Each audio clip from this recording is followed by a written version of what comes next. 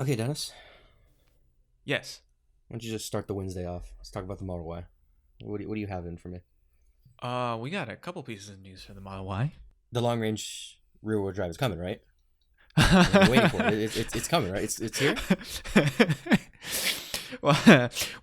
Funny thing about that, Tesla lost that trim. It is now whoop, out of the lineup allegedly, because nothing ever comes officially from Tesla anymore. Because once again, there's no PR of Tesla anymore. I only look to Elon Musk to give me information, and Elon Musk has not told me anything about the rear-wheel drive long-range Model Y.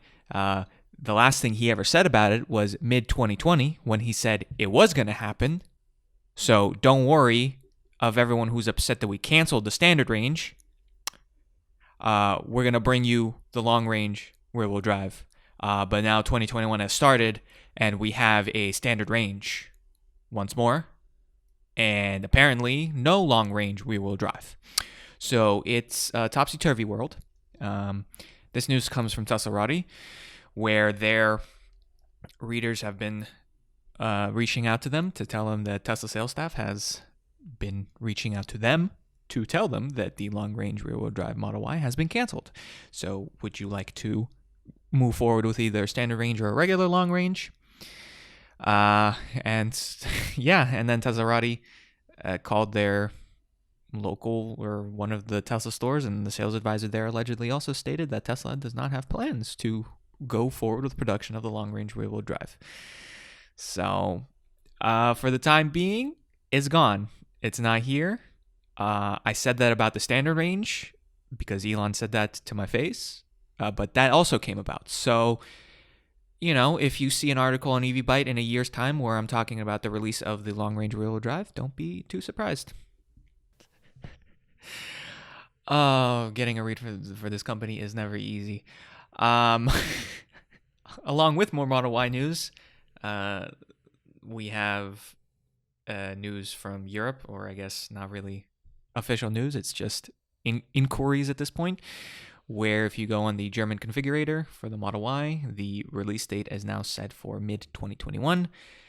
So it stands to reason that Tesla's start of Giga Berlin starting production is within the timeline and will start producing European Model Ys in mid-2021.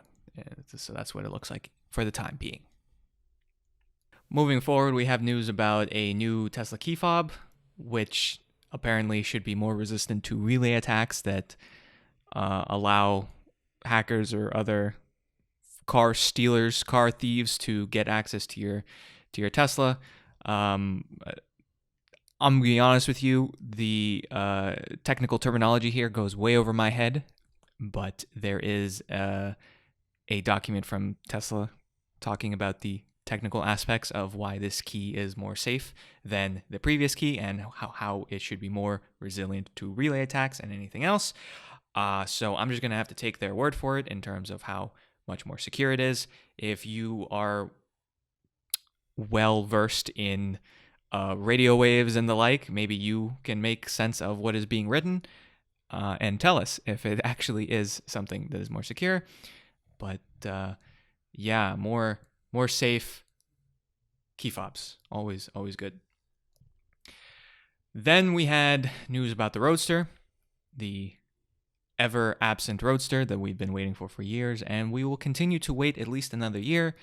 Elon Musk responded to a Twitter user during the Plaid Model S unveil, where Twitter user esteemed Earl of Frankenpuppy said, "What happened to the Roadster?" And Elon Musk said, "Finished engineering this year. Production starts next year. Aiming to have release candidate design drivable late summer. Tri-motor drive system and advanced battery work were important precursors." So the work done for the Plaid Model S and Model X set the foundation for the Roadster's powertrain. And so hopefully, fingers crossed, we will see a working release candidate later this year, and we will have to wait for the Roadsters to come out in 2022. So it's been a long wait for the Roadster. Moving on to China news. A couple weeks ago, we learned that Tesla was building a supercharger production facility in Shanghai because of growing demand for Teslas in China, and with that comes growing demand for superchargers locations. So we learned that Tesla was was going to build a supercharger production facility next to the Shanghai Giga factory.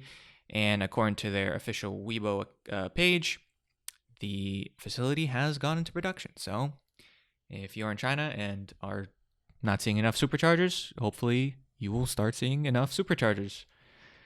And lastly, we move on to some recall news. The NHTSA has made Tesla issue a recall for their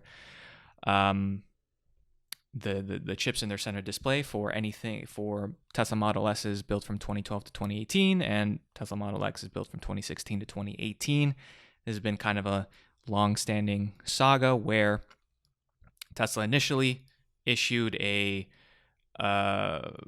extension of the warranty for owners of those cars that said if they had malfunctions due to the aging chips in the center console, that they could come in and Tesla would replace them.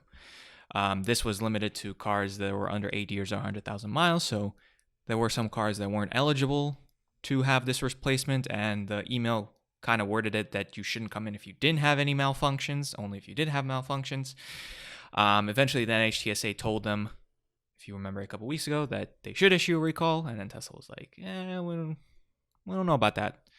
We don't know about that, Chief. But now a recall has been issued, so presumably any car that was produced between 2012 and 2018 for the Model S and X will be able to come into the service center and have the chip in the center console be replaced. Apparently, the recall will start in the end of March.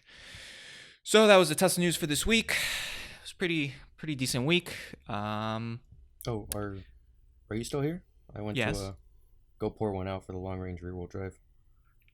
Oh, thanks. You missed the entire thing. Oh, well, yeah. I guess I'll see you next week. Yeah, I'll see you next week, bud.